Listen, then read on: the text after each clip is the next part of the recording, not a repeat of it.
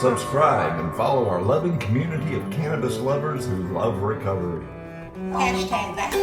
Welcome to the podcast. I'm Hanala Segal. On December 28th, 2022, I will have 40 years of sobriety if everything goes right, as planned. I've been pretty depressed my whole life, except for lately, and anxious as well, insomnia. My parents were Holocaust survivors, so I think my anxiety actually started in the womb. My whole life I've tried to relax and sleep, and I've tried various things, and for a while, I was using alcohol and opioids. And while I did sleep a lot, it wasn't very healthy. I started doing like aerobics, meditation, the 12 steps, going to meetings, trying to lower my anxiety, trying to sleep, and didn't really work much. So at 25 years of sobriety, a doctor suggested that I try cannabis. And I'm like, oh, no, that's like that. We don't do that in AA. And he said, well, a lot of Holocaust survivors' kids do that. I thought about it. See, I had tried every pharmaceutical item they had. I was on what they call a cocktail. I was on things like Wellbutrin, that they name these pills like Wellbutrin, you'll be well, Butrin, and Lunesta, you'll go to sleep like a little butterfly. And you know, none of that shit worked.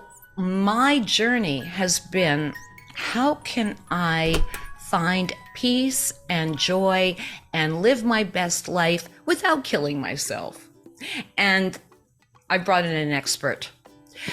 Dr. Lynn Bornfriend is a psychiatrist, and I met her at one of those get-togethers that inspires you.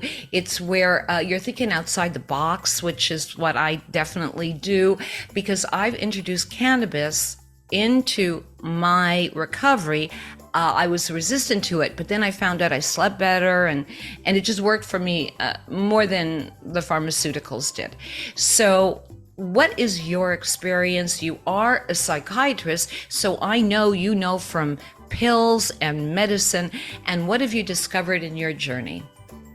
Well, the easiest thing to say to people, to sum it up, was I was no fun growing up. I was no fun in high school. I was no fun in college and medical school in my 20s, whatever.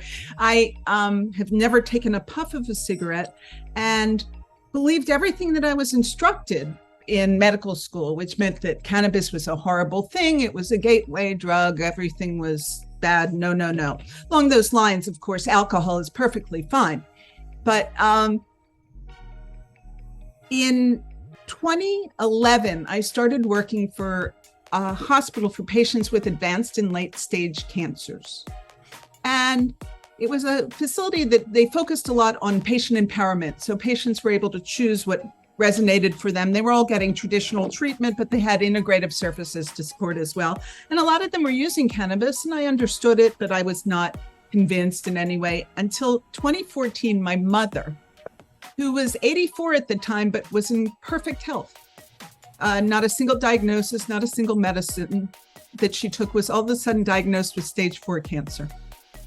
My older sister, the hippie of the family, said, let's use cannabis. And my response, which I like to repeat because it's kind of a penance that I do, was absolutely not. I'm a licensed professional. You can't get much more arrogant and condescending than that. Well, yes, you can. I just want to interrupt for just one moment. Before I started using cannabis and sobriety, someone said that they knew someone who was using cannabis. And I said, oh, they're just switching cabins on the Titanic. So yes. Okay, so yeah, we're bonded there. So my mother had been a high school teacher. Her response was, I'm not doing that. That's what bad kids do. So she began her treatment, and in a lot of ways, things were going well. Her tumors were shrinking. Unfortunately, the side effects. My mother was very slim, petite, and the side effects she had from her treatment was horrible nausea. My mother was very conscientious. So when they said eat, she ate through the nausea, and then she would get the cramps, the gas, the pain, the diarrhea, on and on and on. Within about 8 or 9 months, my mother they said, we can't treat her anymore. She was essentially starving. and they put her on hospice. At that point, my older sister said, the heck with both of you, me and my mom, and she came with an edible. I was beside myself. I went racing over there. Oh my God. I arrived. My mom was sitting up. She was not in pain. Oh my God. Not nauseated. She was not anxious. She was not high. And she was actually eating a little bit. It was too late for her at this point, having gone through everything she did, but it was a game changer. When I returned to work after my mother had passed away, I started asking my patients who are coming in a little bit more about cannabis, and people would say, oh, thank God. I didn't want to say anything, but you know that medicine you give me for anxiety or insomnia? I don't need it when I'm at home. And by the way, the medicines they give me for nausea and for pain, I don't need them when I'm at home. I started in Pennsylvania, where I live. Cannabis legalized in April of 16, although it was not available till February of 18. But in April of 16, I started attending conferences, going to classes, and have become over the years what they describe as a thought leader. I've I've been interviewed for magazines. I've given presentations around the country. I've been on radio and things like that. And I've also educated thousands of people and certified even more. And one of the things I like to talk a lot about is something I call de-prescribing. It's taking cannabis and using it to replace or help people get rid of multiple pharmaceutical agents. It was amazing because people in the cancer hospital might be, in general, an older population. There were a lot of people with hypertension or diabetes or other conditions, or autoimmune disorders or things like that. And what we discovered was that when they were starting to use cannabis, their symptoms related to their cancer treatment were going away. Cancer itself, there's a lot of evidence coming up about cancer's ability to fight. Cannabis's ability to build with cancer. Fight cancer. Right. I think of it like a Pac-Man. Well, the CBD is connected to preventing metastatic disease, the spread throughout the body. The THC is actually shown to selectively kill cancer cells. So then I don't think I have to worry about cancer because I eat it, I vape it, like by the pound, you know. Right, exactly. And so along those lines, I started seeing more and more, and people would come into my office sometimes. I was the only psychiatrist in this hospital. So people would come downstairs and they'd say, well, I'm here for a sleeping pill. And I'd look at their medications and I see that they were on opiates for pain. And they were on something like gabapentin for nerve pain. And they were on compazine for nausea. And all of these medicines cause, as a side effect, respiratory suppression. But when you add two of them together, it's not additive. The respiratory suppression is exponential. So 2 + 2 is 10. Oh. I would say to people, have you considered using cannabis? And they say, oh, honey, I'm not like you. I don't do that. At which point I'd have to educate them that I, in fact, was not like me. No, you're like my hippie sister. I want you to be like And by the time I described to them, I told them my mother's story. I told them the story of some of the other patients I had seen. And by the end of the hour, they were not only saying, hey, I'd like it, but they'd say, I'd want it now. There were things that I have discovered over the course of working with people, neuropathy, which is numbing, burning, tingling that you get in extremities and hands. Don't I ever get it? Yeah. It is associated with nerve damage. So people who have had spinal cord or other nerve issues, it's associated with diabetes because of impairment in circulation and nerve conduction, but it's also a very common side effect of chemotherapy. And people will come into my office, and gabapentin, Lyrica, and duloxetine are medicines that were used for it. And they have a lot of side effects in combination with the other things, but on their own, not always tolerated, don't work all that well. I was put on gabapentin when, and a bunch of other things when I fell off a bike and herniated 3 discs in my neck. So it's always been an adventure. The thing that helps me the most is cannabis. Exactly. Well, there's a formulation, topical cannabis. Ooh, this is interesting. How much I know your head keeps disappearing too. I figure if there are stoners watching it, it'll just be a trippy effect and they get into it. Exactly. So topical cannabis, I would have people come in, and this one that I'm holding is made of shea butter, coconut oil, and grapeseed oil with THC and CBD oil in it. That's good stuff. So when you put cannabis on your skin, you could cover your entire body with it. It doesn't go to your brain. So I felt pretty confident, even though it was not necessarily legal. People would come into my office and they would tell me, oh, I'm having this terrible trouble. I can't sleep, or I'm depressed because of my neuropathy. I'd scoop out a little bit of this and I say, try it. Explain to them it's not going to go to their brain, that at the very worst, it would be a rather expensive moisturizer. Shea butter and the grapeseed oil. People would, and you can try it on your feet. And people would say, no, it's okay. I'll just do my hands. About 5 minutes later, I'd see them kind of going. Next thing I know, they're ripping their socks off and saying, give me that.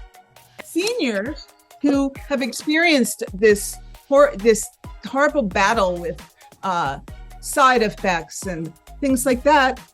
You mean this is not going to cause constipation? You mean I'm not going to be nauseated? They're not giving it up. And it doesn't smell like the arthritis cream. And it works.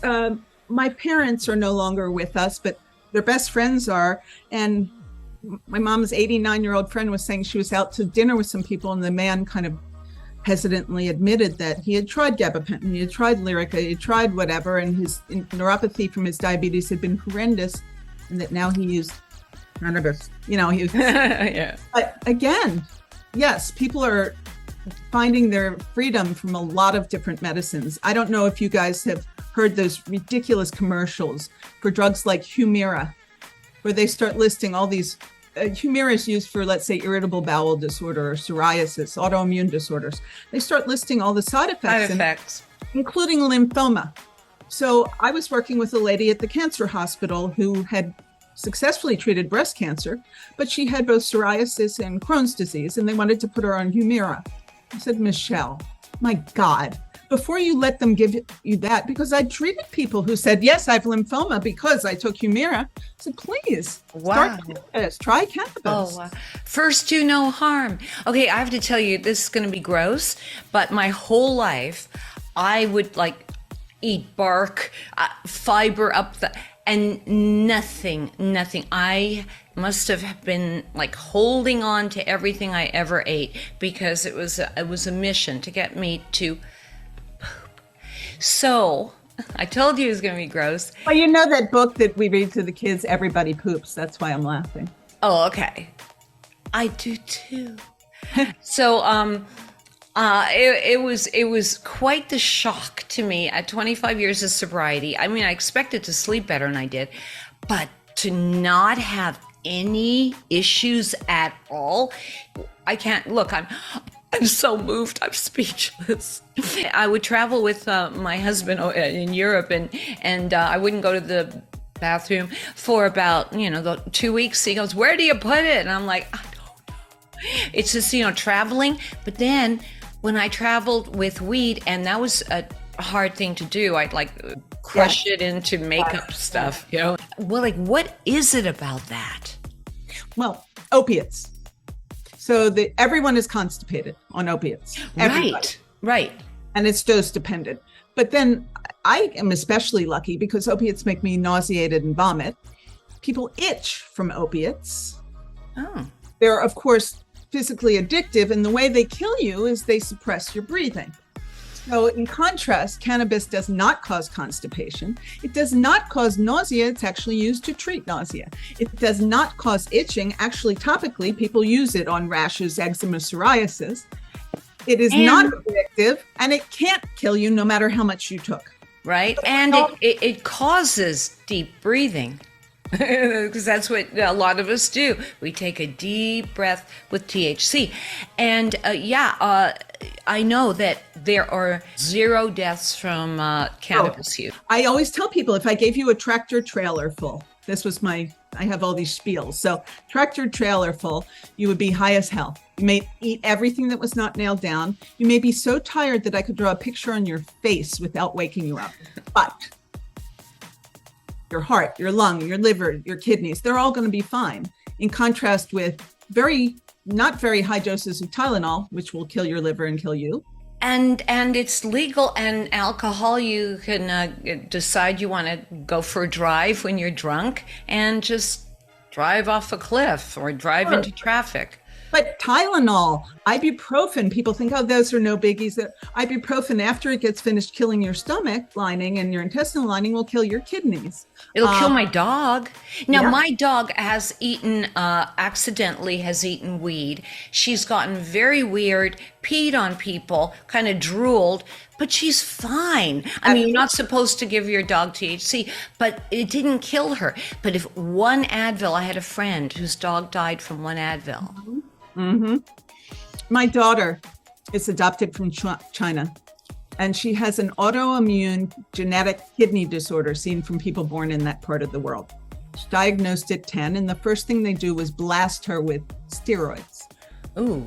High dose steroids. So we all know steroids, the weight gain, the fact that you can't sleep, your mood's unstable, you're being like a maniac. They got the kidney situation under control, but it took a good 6-8 months for the weight to come off. And here she was 10 years old, and kids saying, what's wrong with your face, kind of stuff. You flash forward, she was 14 years old. We're in the kidney doctor's office, and he says, oh, the numbers are changing. We're going to have to put you back on medicine. She bursts into tears. Please don't do that to me. I said, give me a month. I put her on a very high quality CBD from hemp, no THC. So she was 14 years old. She will be 18 tomorrow. And in these years, she has never taken steroids again. And the last time we were at the renal doctor, they asked her to be in a bone study. We went into the room, and the woman said, well, because of your steroid use, you have osteoporosis, so you will have fractures. And I said, stop. I said, she doesn't take steroids. She does not have osteoporosis. And as a matter of fact, she's a varsity and travel team athlete.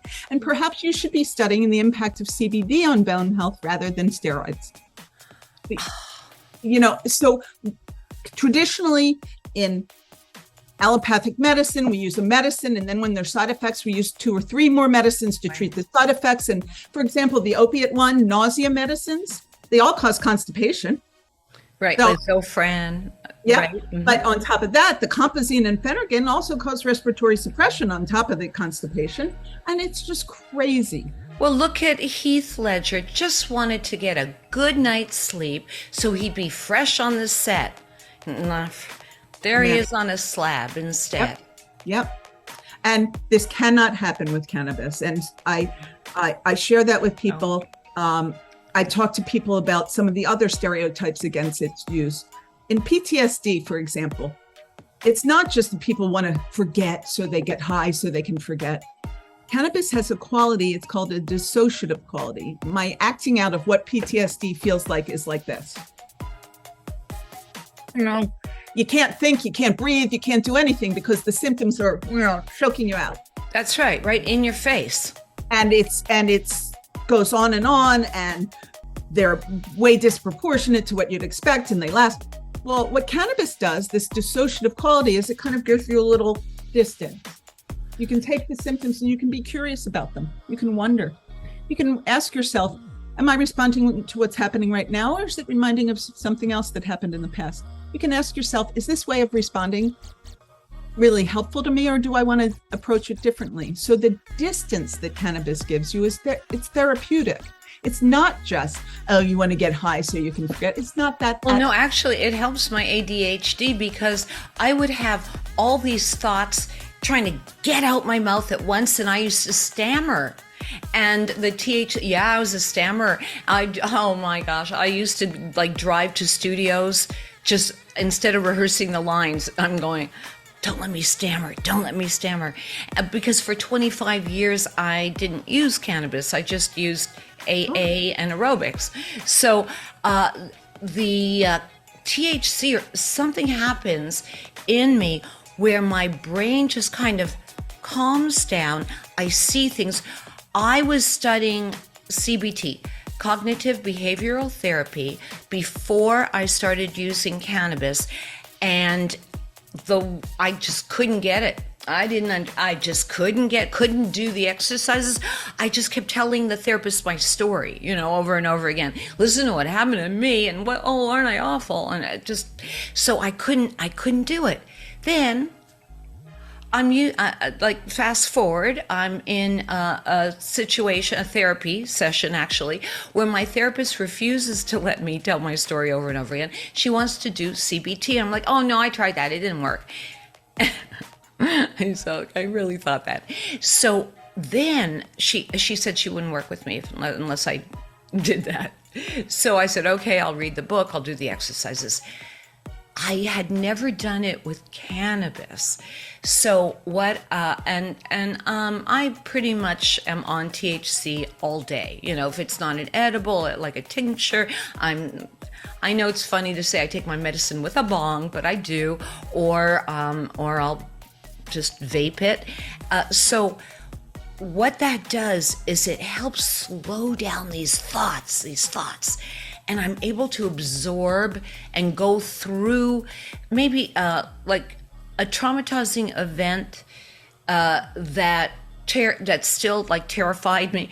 I would be able to go back and give myself some empathy and compassion, because it's usually I didn't want to look at it because I was so horrified with my own behavior, what I said, what I didn't say.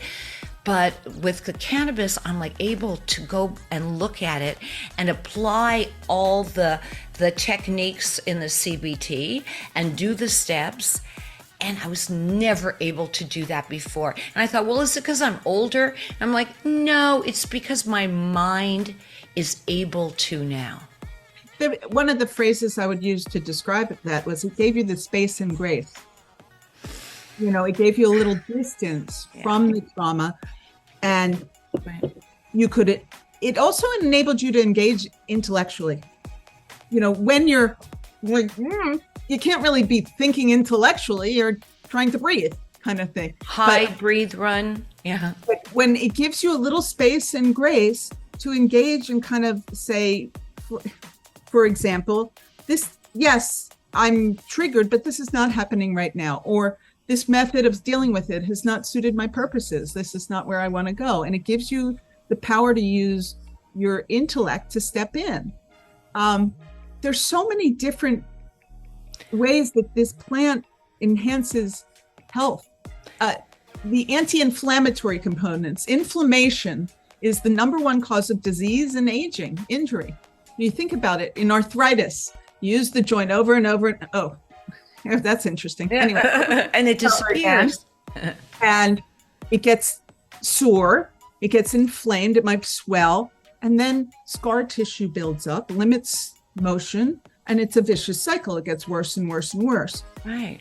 THC and CBD are both anti-inflammatory, but CBD is the one that's really anti-inflammatory. I think it's about 30 times as anti-inflammatory as aspirin, for example. Oh, then I better make a conscious effort, because before I started using cannabis, my fingers were already starting to look like my mother's. They were curving like little bananas, and that's pretty like straight for. You have rheumatoid arthritis, the curvature?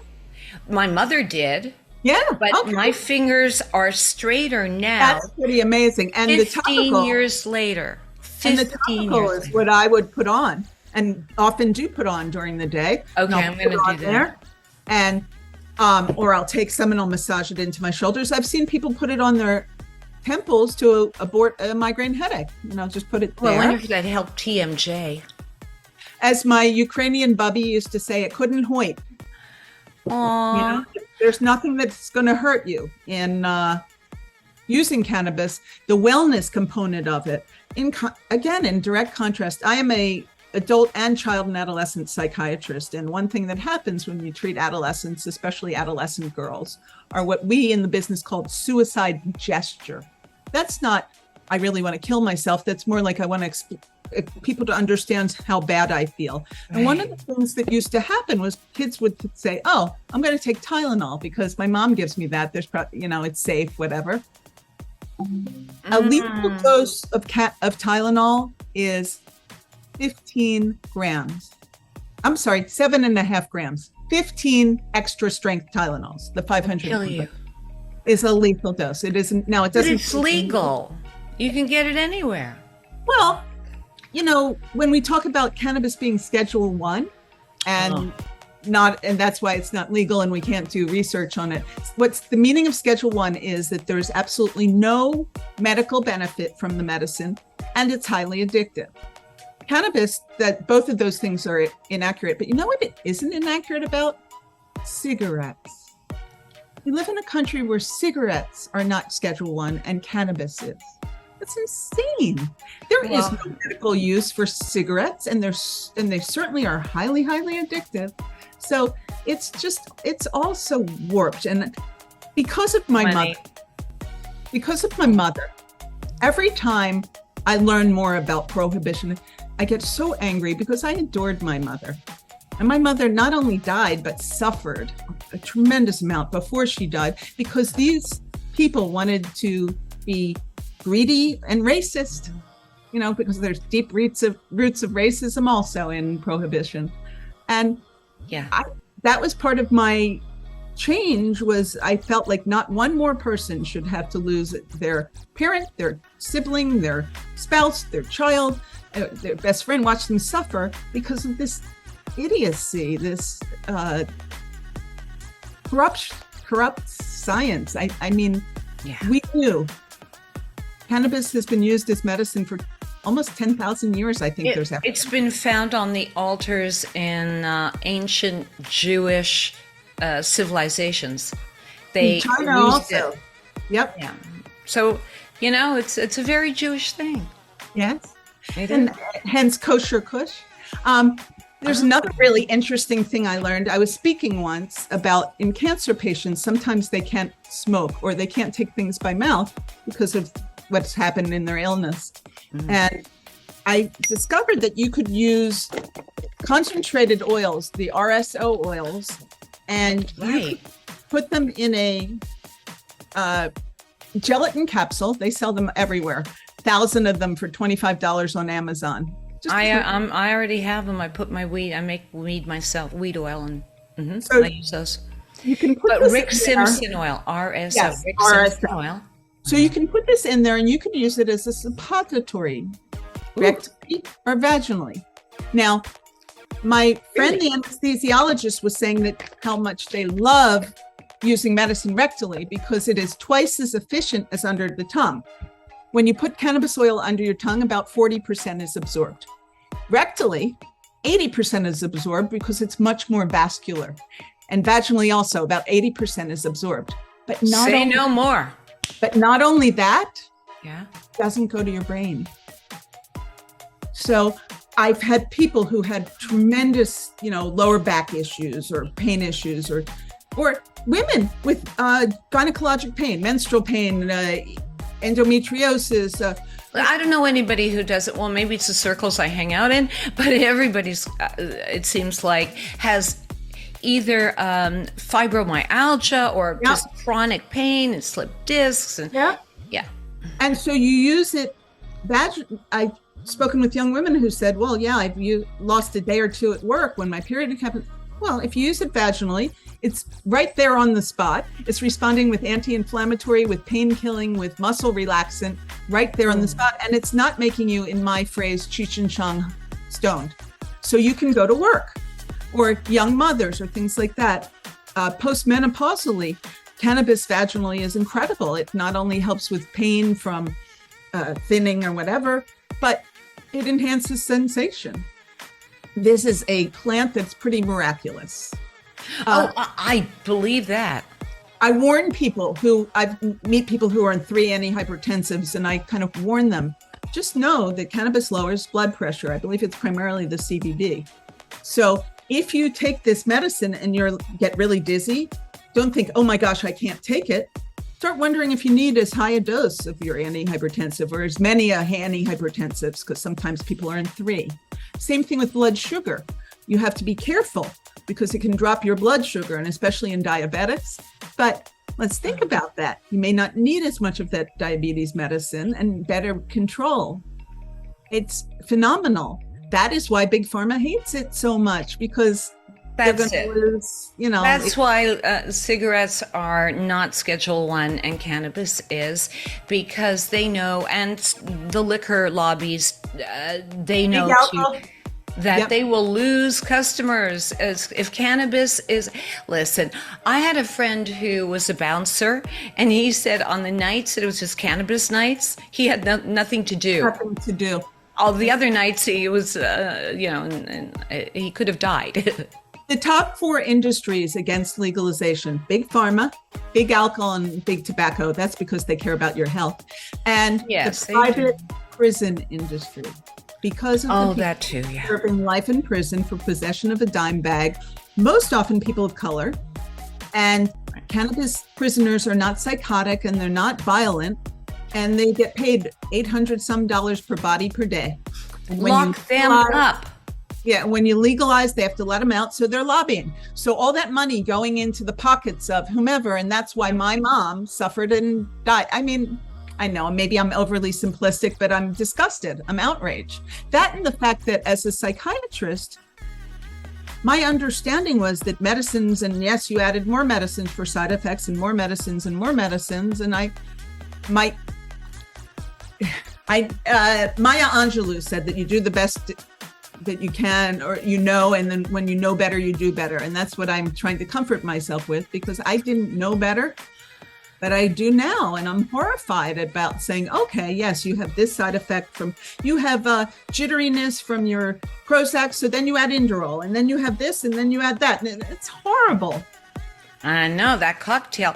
But this is so great that you can use your schooling to school other people, because if not for you, they're just repeating this. I certainly, the psychiatrists that I've seen over time, I don't think ever would have considered I wouldn't cannabis.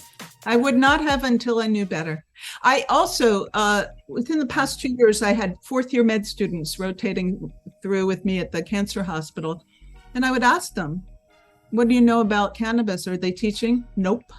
And this is at one of the facilities in Philadelphia where they have a cannabis medicine center, and yet the 4th-year med students don't know. I'm curious. Well, yeah, I guess because of the Schedule I, They're not even teaching the Aren't allowed. endocannabinoid system. Wow. Hey, would you just explain what the endocannabinoid system is for a moment? And maybe we'll end on that for today. So we have all kinds of chemical transmitters in our body, and we have nerve cells that send out chemicals as a message, and then we have receptors that bind them. And based on this process, certain activities happen, certain gates are open, and certain things are closed. The way cannabis might impact pain, for example, is to bind with different pain receptors. But we have found that, first of all, there are natural chemicals in our body called endocannabinoids that have the same effect and bind to the same receptors as the ones coming from the plant, which are phytocannabinoids, PHYTO, plant. And the endocannabinoids have to do with balancing system.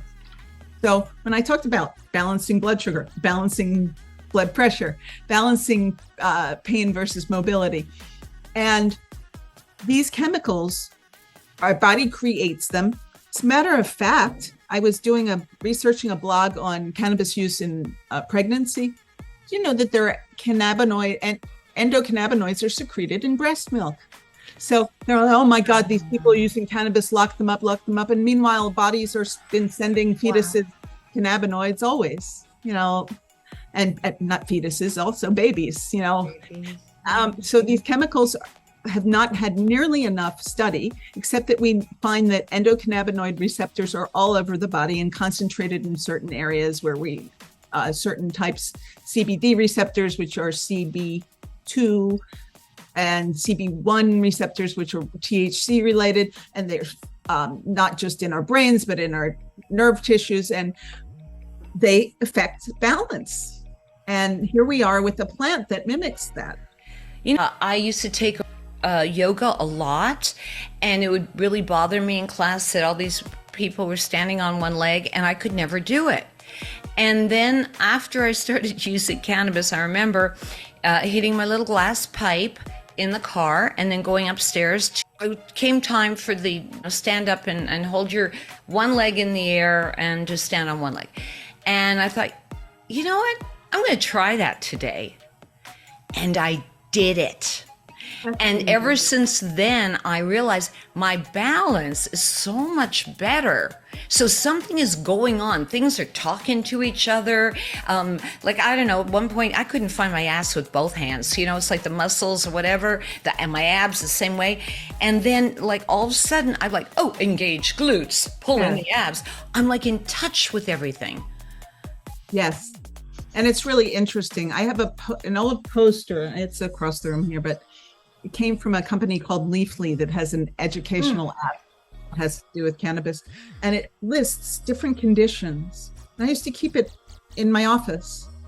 And those same people who said, oh, honey, I'm not like you, I'd put it down. I was like, do you have any of these? And these are everything from pain and muscle spasm and fibromyalgia, inflammation, insomnia, all the GI things, nausea, lack of appetite, colitis, the psych issues, PTSD, anxiety, depression, bipolar, the things like Alzheimer's and multiple sclerosis and Tourette's and cancer and muscular dystrophy. And they're all listed there with the different cannabinoids that are impactful. And people would say, oh my God, that's me and me and me and me and there and there and there and there. Yeah. Think about that. Think about how you can simplify your regimen. Yeah, be your own doctor. I love it. And now I'm hoping there's more research with everything that Biden's doing about let's not have it as Schedule 1. I love it. And a Leafly, yes. And then also in the description, if you'd like to find out more about meds, I have a place for you. The dispensary that she's talking about that's California-based that ships to all 50 states, they have incredibly reasonable prices compared to states like mine. But on this Thursday and Friday, they're having a 20% off the entire site sale, which they do once a month. For sales pop up now and then all the time, but once a month they have a big one. Cool. So I'll put that. I'll link you up. All right. Well, thank you. They use your connection, Hanala, so that yes, that would be very helpful because that way you can help support the channel. Let me know what you think. So I'll put that below and thank you. You'll come back, right? Oh, absolutely. I was thinking we could choose a particular topic. You know, one day we're going to talk about women's health. One day we'll talk about pain. And we can just break it down based on what people are interested in, psychiatric stuff. Because I was at a cancer hospital, I had the opportunity to kind of broaden back into my general medical stance. So I have a lot of experience now in different areas. Well, very valuable. And perhaps what we'll do next time is take questions from the other people, because right now they're hidden. There are other people in the room. But next time, they're watching us. They are. I hope so. And so I'm Hanala Segal. Do all the things that they tell you to do, you know, the little subscribe and the ring the bell and all that stuff so that you know when we're on again. And if you do have any questions, then please put them in the comments below. Okay, till next time, stay green and serene.